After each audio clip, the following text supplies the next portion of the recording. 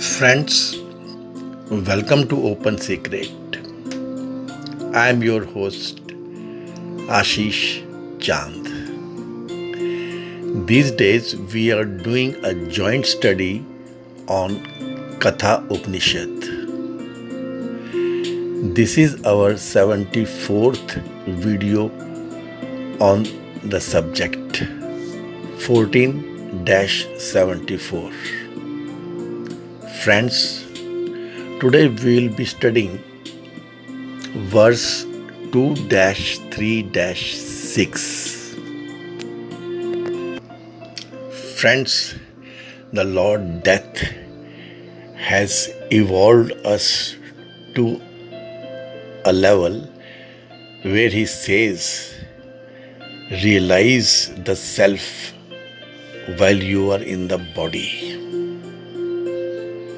The human life is precious. Yama also says, know your worlds. The world of mirror, the world of dream, the world of Gandharvas, and the world of Brahman.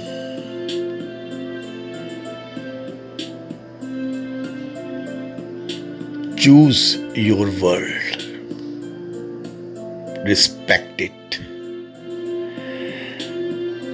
That is how the preciousness of the human life has been brought forward. Lord Death has far exceeded the answer to the question of our Nachiketa. Does he exist or not? Dharmraj has given us clues and ways of attaining it, of reaching to it, of doing the course corrections, of telling us that in how many ways can we be distracted into different paths where we may miss the goal. This is the beauty of this scripture, friends. But then man is intelligent and ignorant. When the very definition of soul is enjoy and grow, why not enjoy? Why not live with the senses which bring us all the joy? Why look for the eternal truth? These questions, this logic always comes to a thinking mind.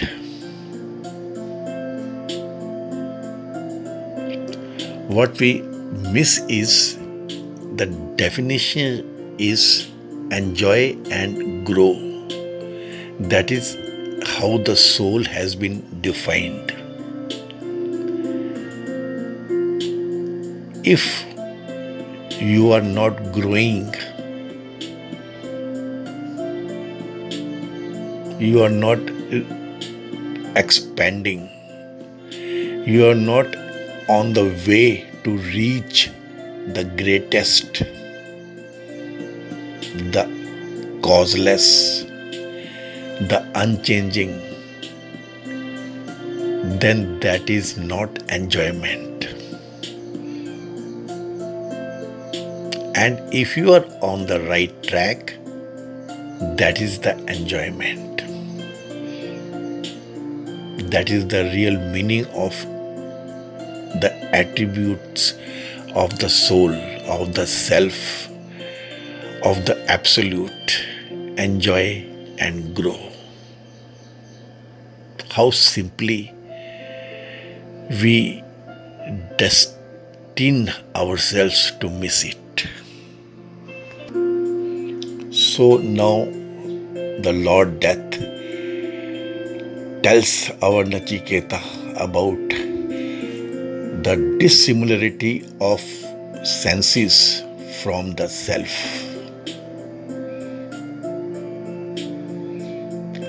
He speaks about आत्मज्ञान का प्रकार और प्रयोजन.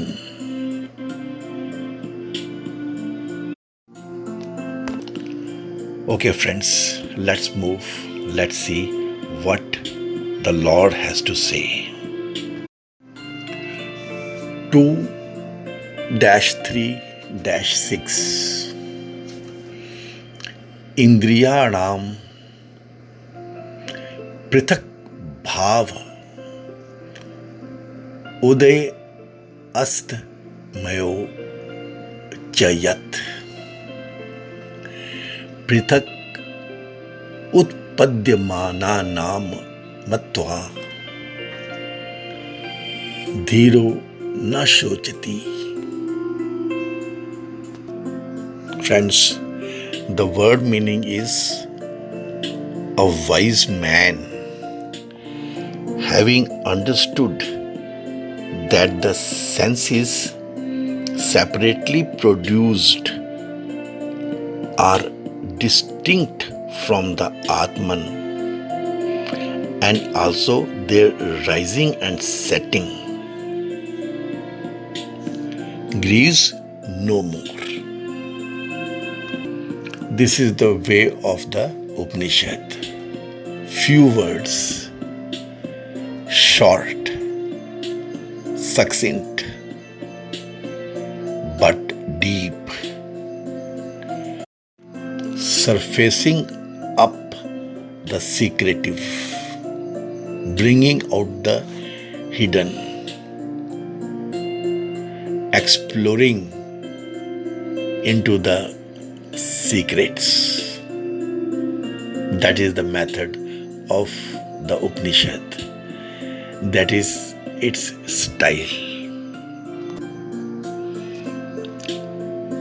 Why, after all, we should try to realize the eternal self in the human life? This is the way of the man. So, the Lord Death has brought up the question by himself.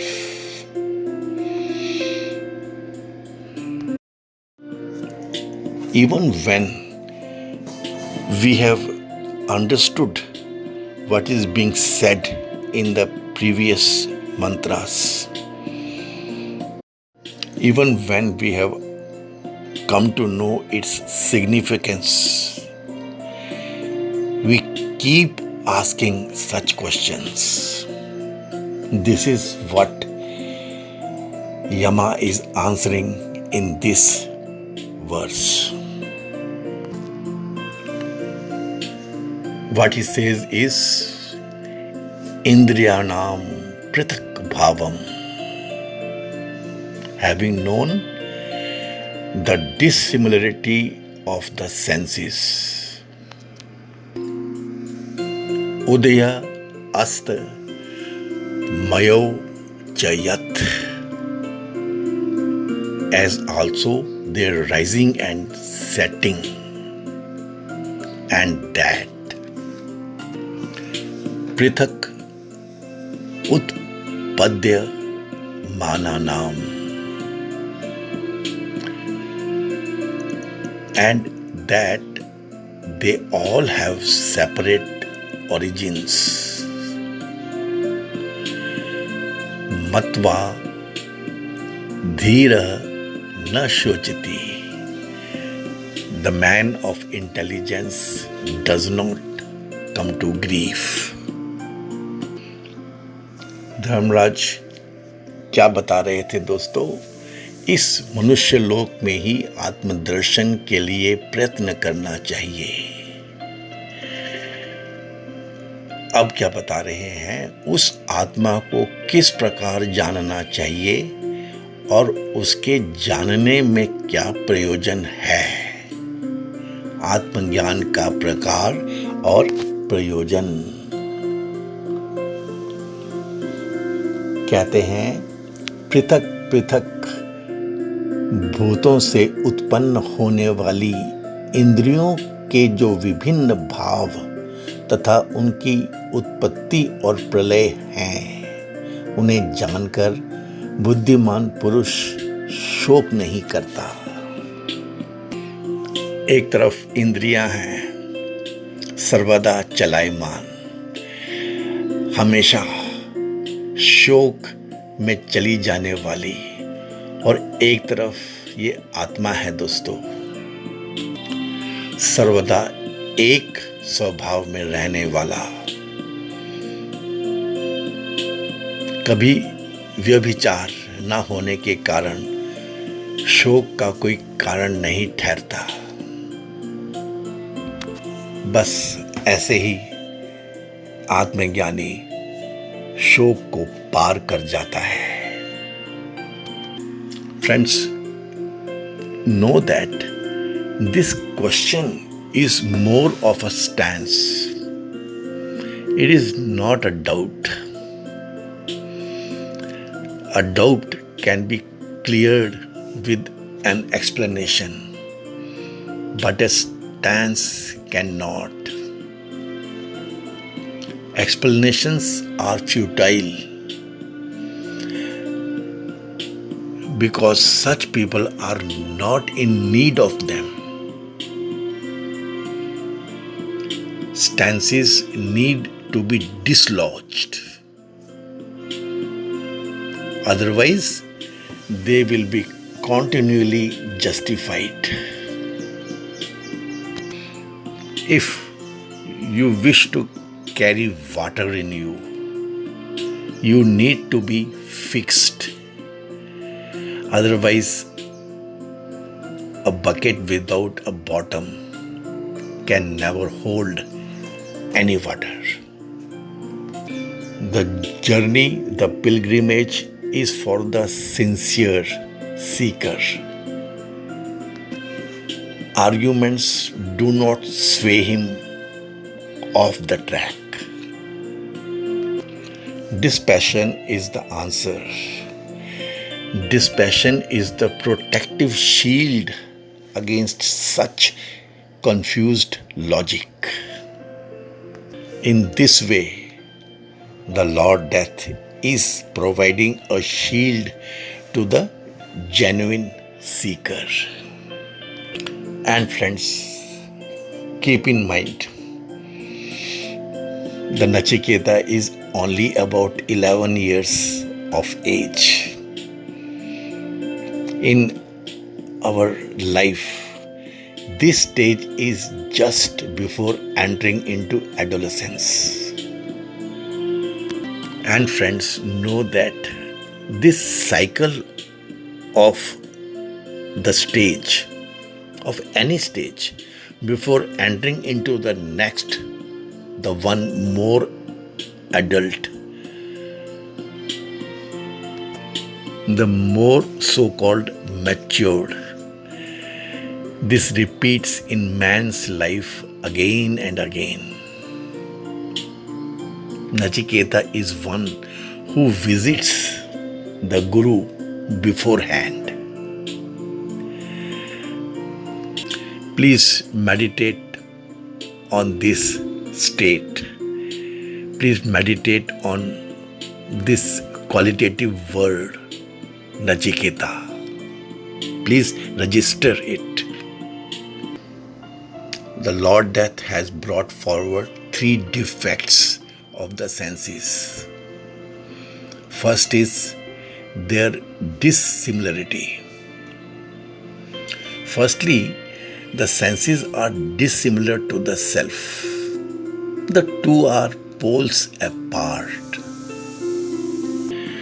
These two exist in 2 different realms of existence. The self is in the absolute realm, whereas the senses are in the relative realm. The senses are by nature outward bound. Senses are the products or the effects of the wailing power of Maya. The senses are constantly fluctuating from object to object. On the other hand, the self is that which is at the very heart, at the very core of our being within. The self is unchanging and stable. These two, the senses and the self, they stand in direct contrast to each other. The second defect is senses rise and set. They come and go. They are enabled and disabled. Also, depending in which of the three stages the man is in. When in the wake stage, the senses are set to rise. And when we go to the sleep or the dream stage, the senses are said to be set. The senses become disabled during sleep and enabled in the waking state. This is the limitation of the senses. And man who is wise always wants to be with which is unchanging, which is permanent, which is ever available. Self. The self is not like a passing guest or a passing visitor. It is constant at all times. It is eternal. It does not change. And the man always looks for such an entity. And thirdly, it is about the constitution of the senses. There are distinct differences among each of the five senses. Each sense organ originates from a different element. This we have known now, friends. For example, the space element is responsible for the organ of hearing, as well as its object sound. Fire is responsible for sight, as well as form. The material cause of the senses are the Rajasic portion of the subtle elements, whereas the self is the uncaused cause of everything. The senses are different from each other, and jointly they are different from the self. Each sense is independent of each other. Each has its own task. All are dependent on the self for performing their functions. The wise man learns to steer clear of the call of the senses. He does not attach any importance to sensory information because it is so limited and even deceptive. By discriminating between the real and the unreal, the intelligent man learns to detach himself from his senses and attach himself to the self. In this way, he treads a path that is free from all sources of grief and sorrow. Friends, In the waking state, these senses are quite receptive. These are available for their individual experiments, for their individual expressions. While the moment man is asleep, the capacity of his sense organs to react with their objects fold itself into a state of dormancy. क्या शब्द use किया है यहाँ पे धर्मराज ने?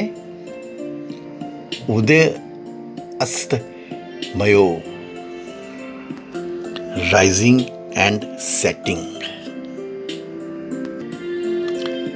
And further, the folded up abilities and capacities of the senses, they seem to manifest themselves all at once the moment the man wakes up from his sleep. Sure, the discriminating man,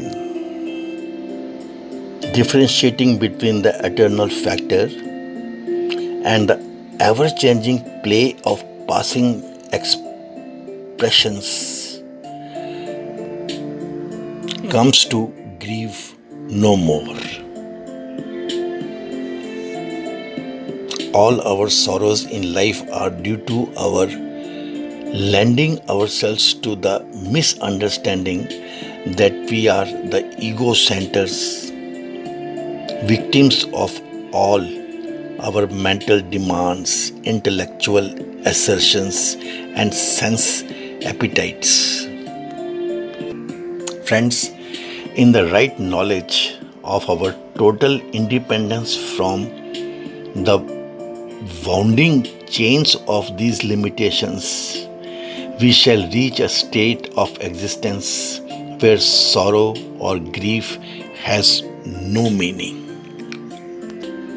The state of perfect bliss, eternally untouched by sorrow, is the status that Dharmraj promises to one who dares to follow the razor path of knowledge and realizes the self in this very birth. A self-realized soul would eternally be beyond all sorrows. This statement of Katha Upanishad has been used over and again in so many shastras, in so many scriptures that were to follow. Our Indian scriptural literature is full of this statement in so many ways. Okay, friends, thank you very much. I am pretty sure you would have liked the explanation of this verse by Open Secret. Please give this video a like. Please share it with your beloved ones. Please help us in enlarging our viewership. We work for Indian professionals. We work on life management. Life is too precious, friends. Okay, friends, in the end, I will repeat my this childhood village prayer. हे पूर्ण परमात्मा, पापों का कर खात्मा, विश्व बने धर्मात्मा, सब है तेरी आत्मा. May God bless us all. Thanks, friends.